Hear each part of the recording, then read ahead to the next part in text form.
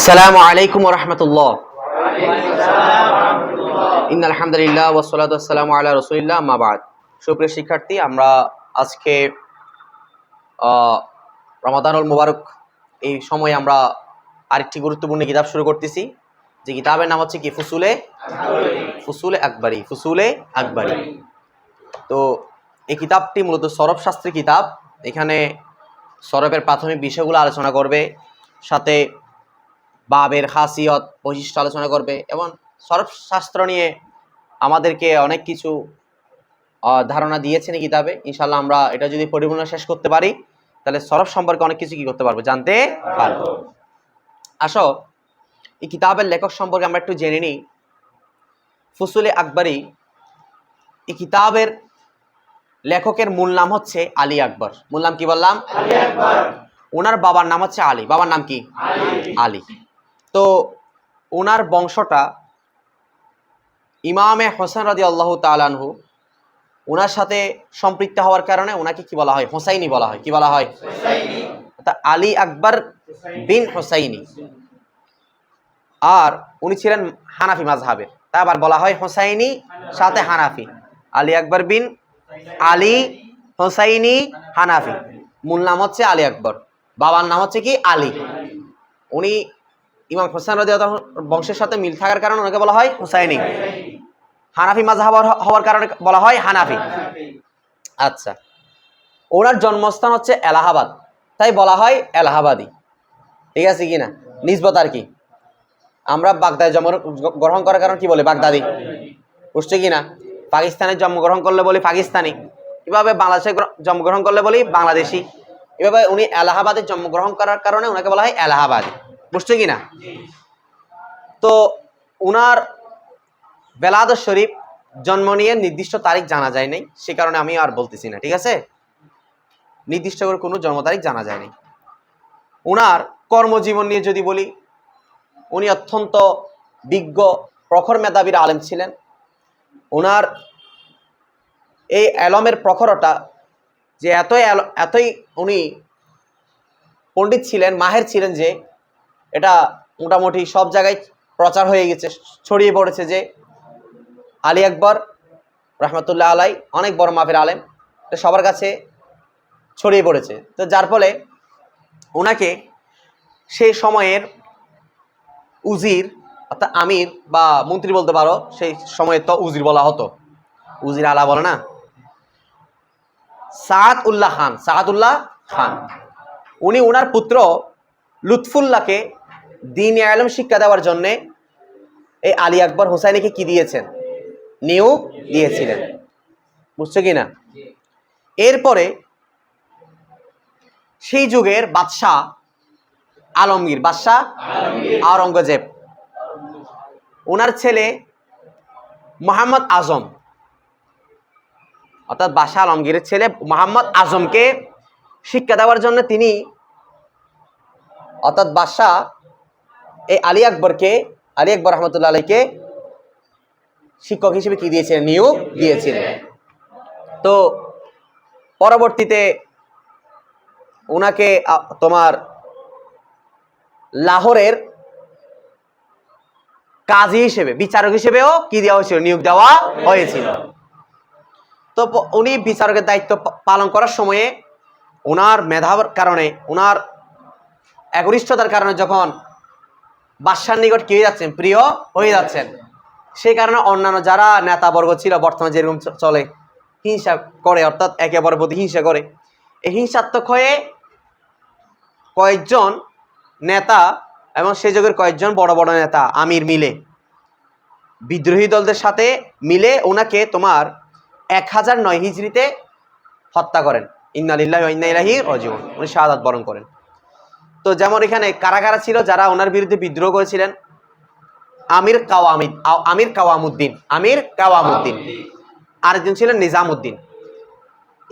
তারা সহ আরো কিছু মন্ত্রীবর্গ মিলে, কিছু নেতা মিলে হিংসাত্মকভাবে ওনাকে হত্যা করেন। কারণ ওনার কাজ দেখে ওনাদের মনে কি?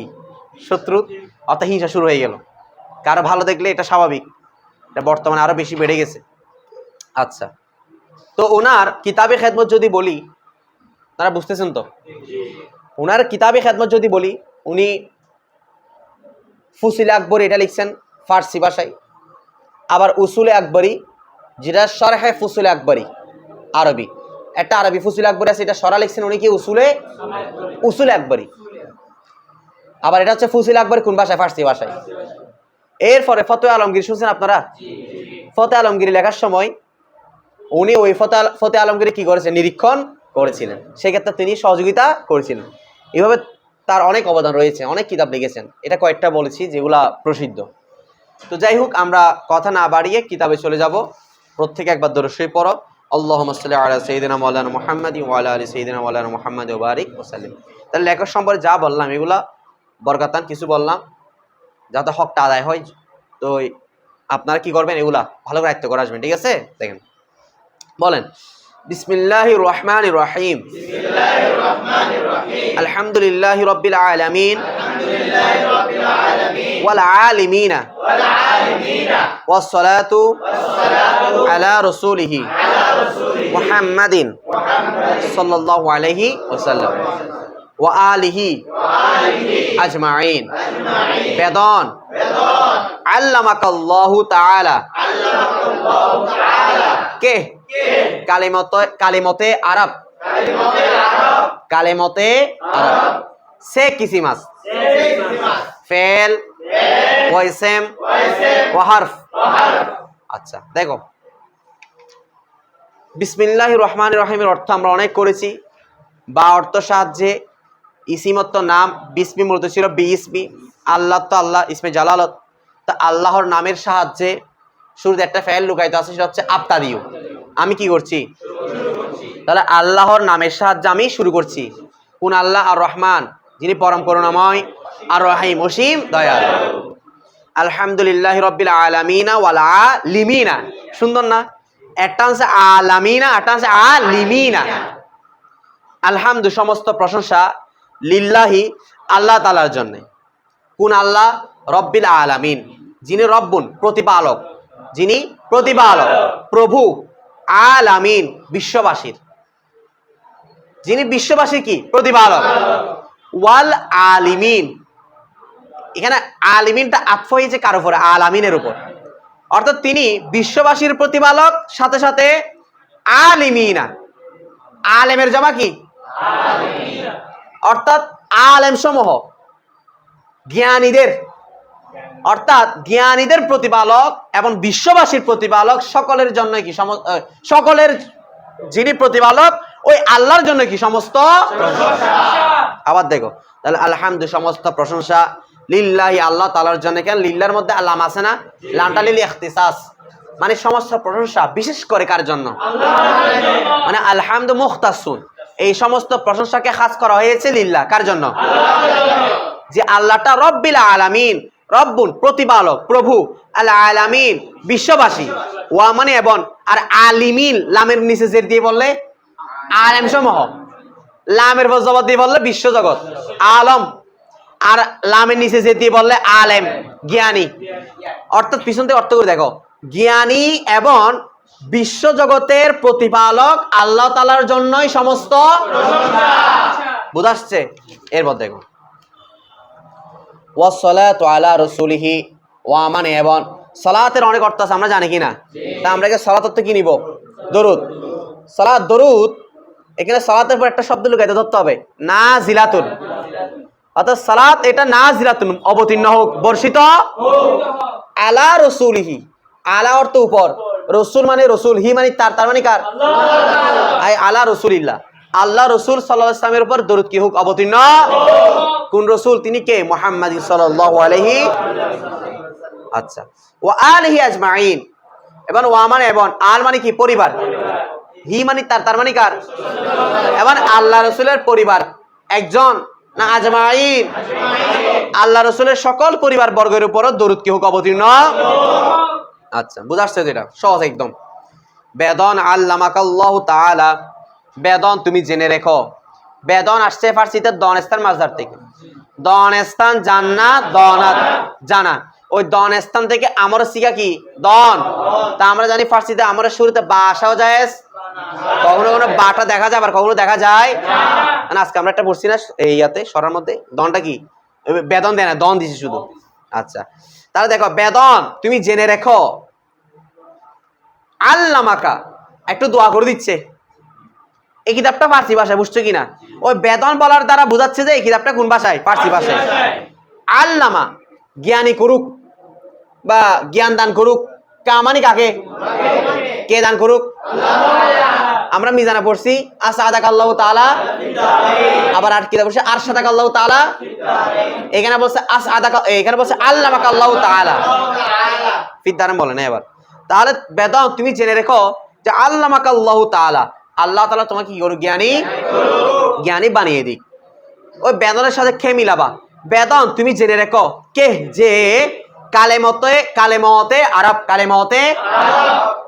আরব মানে কি এটা যেহেতু ফার্সি ভাষা আমরা ফার্সি আধুনিক ফার্সির লেহাজে পড়তেছি বুঝছো কিনা কালিমাত এর জমা কালিমাতুন জমা কি কালিমাতে আরব আরবের শব্দসমূহ আরবি শব্দ নয় আরবের কারণ এখানে কালিমাতে আরবি বলছে না আরব বলছে যে ইয়াই নিসবতি থাকতো তাহলে আমি কি বলতাম আরবি কথা বুঝো নাই তুমি যখন বাংলাদেশ বলবা তখন বাংলাদেশি বলবা না বাংলাদেশ বলবা যে যখন বলবে বাংলাদেশি তখন বলবা কি বাংলাদেশি আরবি ইয়া থাকলে কি বলতাম আরবি এখন ইয়া আছে শুধু কি আছে আরব তাহলে খেয়াল করো এটা আমি মনে হয় তোমাদের ৫ বলছিলাম বেদনকে তুমি জেনে রেখো যে কালেমতে আরব আরবের শব্দসমূহ এই আরবের বাংলা শব্দ নয় কোন ভাষার শব্দসমূহ সে কিসিম আস্ত সে অর্থ তিন সে অর্থ কি তিন কিসিম অর্থ প্রকার আস অর্থ হয় ওই এখানে আস সিনে একটা আলেফ ছিল কিনা ওই মিলা ফরজটা ফেলে দেওয়া হয়েছে কিসিম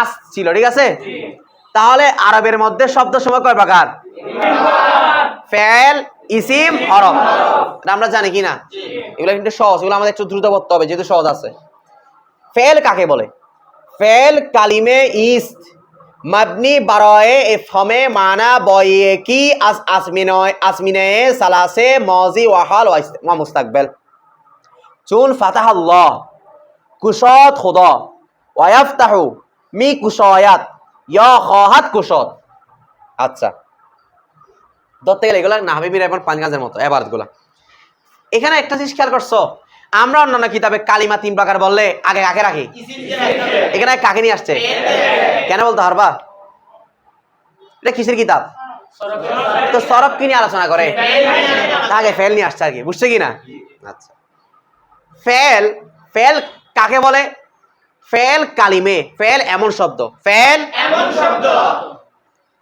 ইস্ত এটা ইস্তা মূলত কি ছিল ইনটা হচ্ছে ইসমি ইশারা বুঝতে কি না এবার দেখো তাহলে ফেল কালিমে ইস্ত ফেল এমন শব্দ হয় ফেল এমন শব্দ মাবনি বারায়ে ইফহামে মানা মাবনি মানে গঠন করা হয়েছে মাবনি মানে যাকে কি করা হয়েছে এখানে মবনি মানে মরব মবনি নয় এখানে মবনি মানে যাকে বেনা থেকে মবনি যাকে গঠন করা হয়েছে বারায়ে ইফহাম বারায়ে মানে জন্য ইফহামে মানা ইফহাম এটা আমরা আরবিতে কুমবাব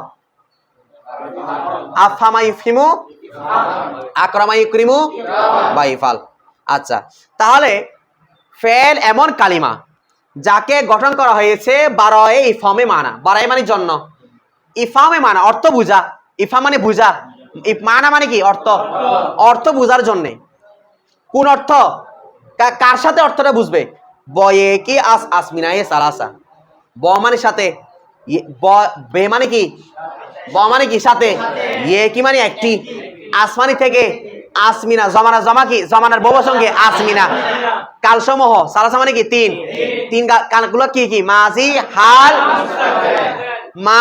হাল মুস্তাকবিল এই 3 কালের থেকে কোন একটি কালের সাথে অর্থ কি করার জন্য বুঝানোর জন্য যেটি ইফহাম বা ইফাল বুঝানোর অর্থ নাও বুঝানোর জন্য এই ফেলটাকে কি করা হয়েছে গঠন করা তাহলে ফেল গঠন করা হয়েছে কোন একটা কালের সাথে কি করার জন্য অর্থটা বোঝানোর জন্য আমরা এটা জানি ফেল মানে কি বোঝাবে কাল বোঝাবে কাল ছাড়া ফেল হবে না এরপর দেখো চুন যেমন দেখো ফাতাহাল্লাহু ফাতাহা ইয়াফতাহু ফাতাহা খুললেন মাঝে সিগা কিনা ফাতাহা খুললো কে খুললো আল্লাহ তাআলা খুললেন আচ্ছা তাহলে দেখো এটা কি অর্থ করে দিবে এখন আরবিটার কি অর্থ? কুশদ খুদ। কুশদ আসছে কোন মাঝে থেকে? কুশদান খুলনা কুশয়াত। কুশদান কুশদান এটা শিন। কুশদান খুলনা কুশয়াত এটা কি মাছদার? ফার্সি। আমরা জানি দান বা তান থাকলে শেষে ফার্সি মাছদার। আর খুলনা কোন মাছদার? উর্দু। আর কুশয়াত কি মুজারে। আমরা এগুলো শিখছি না ফার্সিতে? আচ্ছা, তাহলে কুশদান খুলনা অর্থ খোলা। তো বলতেছে ফাতাহা খুললো, খুললেন, কে খুললেন? তাহলে ফাতাহা ফেল, আল্লাহ কি ফেল? ফেল জুমলায়ে ফেলিয়া, যদি ফেল দিয়ে শুরু হয়েছে। তাহলে দেখো এটার ফার্সি অর্থ কত হয়েছে? কুশদ খুদা। কুশদ মানে খুললো, খুললেন, কে খুললেন? খোদা। খোদা মানে কি? আল্লাহ। আল্লাহ তাআলা খুললেন। তাহলে এখানে কুশদটা হচ্ছে ফার্সিতে কিসের সিগা? মাজি সিগা। কিসের সিগা? কোত্থেকে আসছে? কুশদান থেকে। কুশদান মাজদার থেকে নুন ফেলে দিয়ে কিসের সিগা হয়ে গেছে? মাজি। গুফতান থেকে গুফত, দনেস্তান থেকে দনেস, দাদান থেকে দদ, কুশদান থেকে কুশদ। আচ্ছা, তাহলে এটা কোন কাল বুঝাইছে এখন? মাজি। ওয়াফতাহু, ওয়া মানে এবং, ইয়াফতাহু তিনি খুলছেন অথবা খুলবেন। এখানে কোন কোন কোন কাল বুঝাইছে? এই খুলছেন অথবা খুলবেন। খুলছেন কোন কাল? অতীত না বর্তমান? খুলবেন কয় কাল?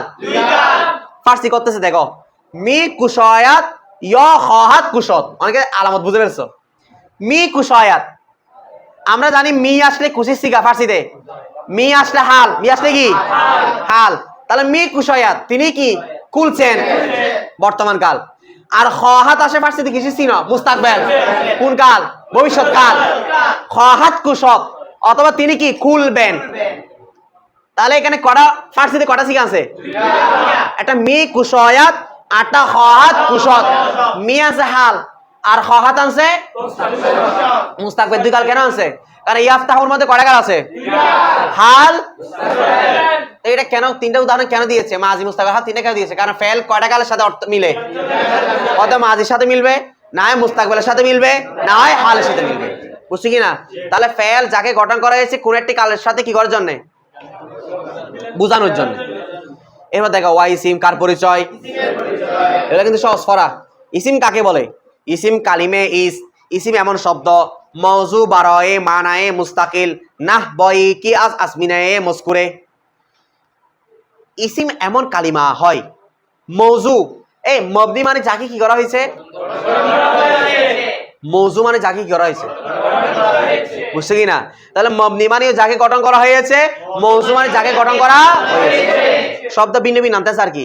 তাহলে কালিমা ইসিম এমন কালিমা, ইসিম যাকে গঠন করা হয়েছে বারয়ে মানায়ে মুস্তাকিল। এই মুস্তাকিম, বারয়ে মানে জন্য, মানা মানে অর্থ, মুস্তাকিল মানে স্বাধীন। বুঝছে কিনা? যাকে স্বাধীন অর্থের জন্য বা পরিপূর্ণ অর্থ বোঝানোর জন্য কি করেছে? গঠন করা হয়েছে। তাহলে ইসিম কি স্বাধীন না পরাধীন? না, নয়। বয়ে কি আস আসমিনায়ে মুস্কুরা। মুস্কুরা মানে উল্লেখিত, আসমিনা মানে কাল। আসমিনায়ে মুস্কুরা মানে আসমিনায়ে সালাসা। উল্লেখিত কয় কাল? মানে উল্লেখিত তিন কাল, মাজি মুস্তাকবেল হাল। ওই তিন কালের কোন একটি কালের সাথে মিলিত হওয়ার জন্য ইসিম কি করা হয় নাই? ইসিম কি কোন কালের সাথে মিলিত হয়? ইসিম কাল বুঝাবে? ইসিম গঠন করা হয়েছে যেটা কি অর্থ? স্বাধীন অর্থ। কারো হেল্প লাগে না, সাহায্য লাগে না। ওয়া হরফ, এরপর কার পরিচয়? হরফ কালিমে ইস। হরফ এমন শব্দ মৌজু যাকে কি করা হয়েছে? বারায়ে মানায়ে মুস্তাকিল না গায়রে মুস্তাকিল? মুস্তাকিল মানে স্বাধীন অর্থ, আর গায়রে মুস্তাকিল মানে পরাধীন অর্থ, অপরিপূর্ণ অর্থ। বারাই মানে কি? জন্য। তাহলে হরফ হচ্ছে কালিমে ইস। হরফ হচ্ছে এমন কালিমা, এমন শব্দ মাউজু যাকে গঠন করা হয়েছে বারায়ে জন্য, মানায়ে গায়রে মুস্তাকিল। মানা মানে অর্থ, গায়রে মুস্তাকিল মানে স্বাধীন না পরাধীন? অর্থাৎ যেটা পরিপূর্ণ অর্থের জন্য গঠন করা হয়, অপরিপূর্ণ পরাধীন অর্থ। অর্থাৎ পরাধীন মানে যেটা অন্যের সাথে মিলিত হওয়ার অর্থে কি করতে পারে না? হরফ নিজের অর্থ নিজে প্রকাশ করতে পারে না, অন্যের সাহায্য লাগে। এটা এই জন্য হরফকে বলা হয় গায়রে মুস্তাকিল। আর ইসিম কারো সাহায্য লাগে? তা বলা হয় মুস্তাকিল। ফেল কার সাহায্য লাগে? কার লাগে? যে লাগে না তো। ফেল নিজের অর্থ নিজে প্রকাশ করতে পারে না, তাই ফেল কি মুস্তাকিল। তা পার্থক্য কোথায়? ফেলের জন্য শুধু কি লাগে? কাল লাগে। কোন একটা কাল লাগে, বুঝাচ্ছে? এর মধ্যে দেখো নাহাবু যেমন, নাহাব যেমন জাহাবতু মিনাল বাসারা তিলাল কুফা, জাহাবতু আমি গেলাম, মিনাল বাসারা মিন মানে থেকে, বাসার মানে কোত্থেকে? বসার একটা স্থান আর কি। আমি বসার স্থান থেকে গেলাম ইলাল কুফা, কোথায় গিয়ে শেষ? আমি বসারা থেকে ভ্রমণ শুরু করলে কোথায় গিয়ে শেষ করলাম? আচ্ছা একটা জিনিস খেয়াল করো, এখানে আমি যদি জাহাবতু তার বাসারা কুফা এগুলা না আনতাম, মিন এবং ইলার কোন অর্থ থাকতো?